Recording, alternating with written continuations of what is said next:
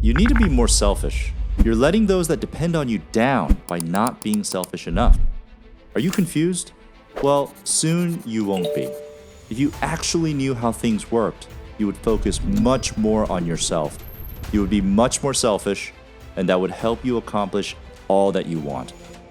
To make this super clear, let's get into understanding why exactly being selfish is better for not only you, but for the world. And then, lay out the 4 actionable tips that will help you be more selfish in the right way. With the last tip being a secret one that the founders of the largest companies in the world swear by as a key reason for their success. Let's get it. Okay, so why is being selfish better for you and the world?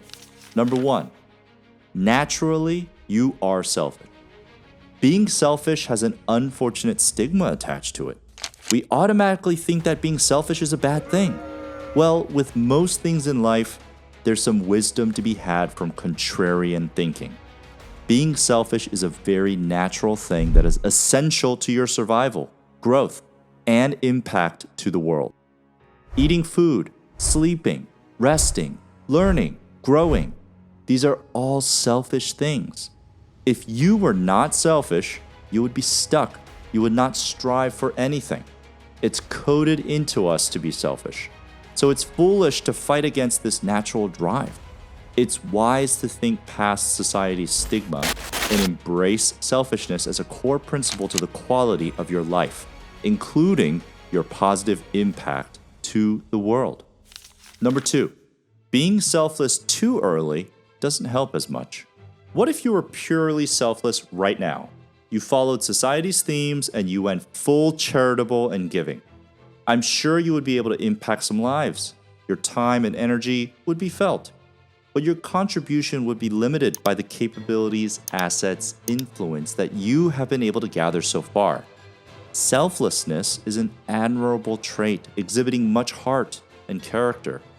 But reality is that if you don't exercise selfishness, you won't be growing your potential impact to the world. To illustrate this point, let's imagine a few different scenarios. First, let's imagine you were raising chickens, and you started with 1 chicken. If you were selfless from the start, you would give away the few eggs that came from that 1 chicken. You would be able to help someone out 1 egg per day. You'd have a big heart. You would be identified as selfless, but your impact would be 1 egg per day. Now, let's think about the selfish alternative. You would take that 1 chicken, and you wouldn't give those eggs away. You would rather raise chicks, and those chicks would turn into chickens. You would delay giving away any eggs to focus on growing your farm so that it is able to produce much more eggs to help much more people. So focusing on growth and not helping anyone else but yourself eventually will get you to the point where you are able to drive larger impact to others and the world.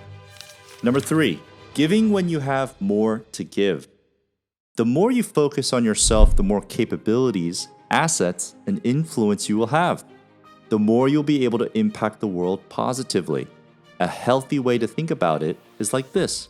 Every time you make a selfish decision, focused on your own growth and your own development, it's like pouring water and spreading fertilizer onto the tree of your life. And the larger your life tree grows.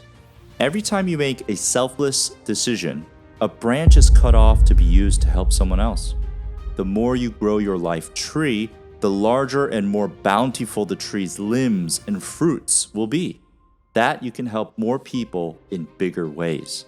So worry about giving when you have plenty to give. For the time being, focus on being selfish and building up that potential energy. Okay, now let's get into tips and tricks on how to be more selfish the right way. Number 1, change your mindset. This concept comes up a lot in our channel because it's such a powerful and useful one. You should think about yourself as another person that you take care of, almost like an out-of-body experience, where you have to imagine that you are viewing yourself from a third-person point of view. Make decisions and plans for yourself as if you were making it for another person. Grow that person. Who is you? Feed that person. Protect that person from spending their potential too early. Build up that person's capabilities, assets, influence. It's as if you were playing a video game and your sole focus was to keep leveling up this character so that it can defeat bigger and badder bosses. Same exact thinking here. An interesting thing happens when you're able to utilize this perspective. You start exercising your selfless muscle on yourself. This way, you feel less strange about making more selfish decisions because you start viewing the situation as you optimizing for this other character, which is actually you. Hope I haven't lost you here.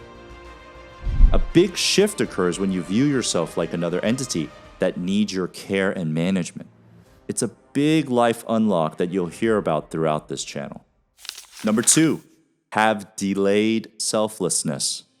Do you feel guilty at the thought of being more selfish? Is it eating away at you? Okay, here's the thing. It's not like you are abandoning your selfless nature. It's actually quite the opposite.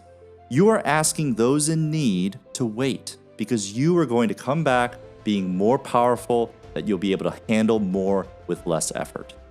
It's the concept of delayed gratification. You delay the smaller reward now so that you can enjoy the larger reward later.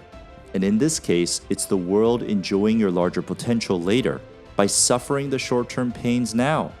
And it's usually not even suffering any short-term pains because many of the short-term problems will be solved in other ways. It may feel like you have to swoop in and save people, but the reality is you don't really have to. People are very versatile. Things will get figured out. So all in all, it's better that you focus on your own self and not get distracted.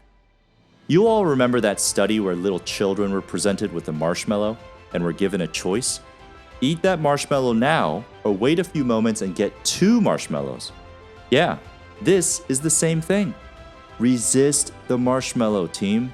There's a ton more marshmallows with your name on it if you just think about things in the right way. Chickens, trees, marshmallows. All of these fantastic analogies. I love it.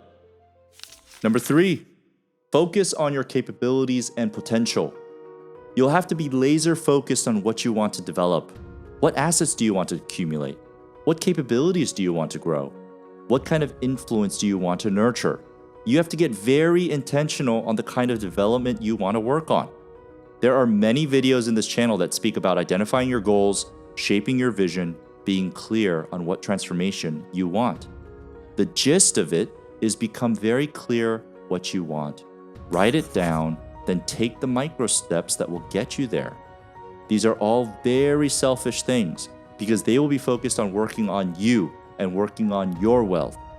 For example, some assets that you could have as targets. You want a stock portfolio that pays you dividends of $10,000 a month. You want cash flowing rental properties that generate more than $20,000 of net cash flow per month. You want your own business that your time is not tied to, that generates more than $40,000 a month. Be super specific, write it down, put it where you see it all the time, become laser focused. An example for capabilities would be, you want to learn how to create digital content that your community loves to enjoy on YouTube. You want to learn how to refurbish old furniture so that you can resell it and also make content about it.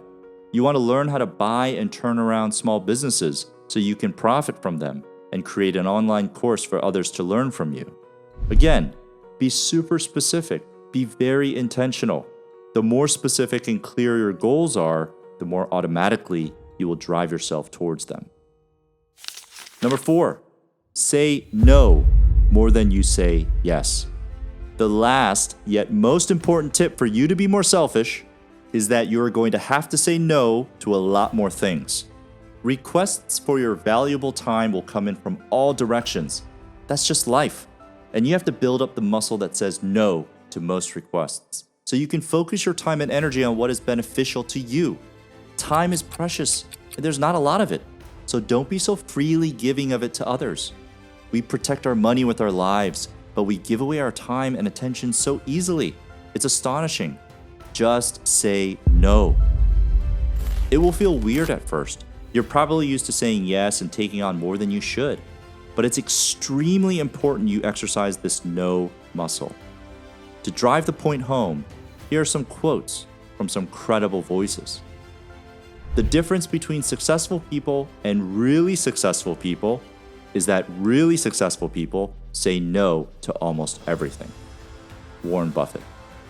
It's only by saying no that you can concentrate on the things that are really important. Steve Jobs. Focusing isn't just about saying yes, it's also about saying no to other ideas, even if they are tempting or potentially profitable. Jeff Bezos.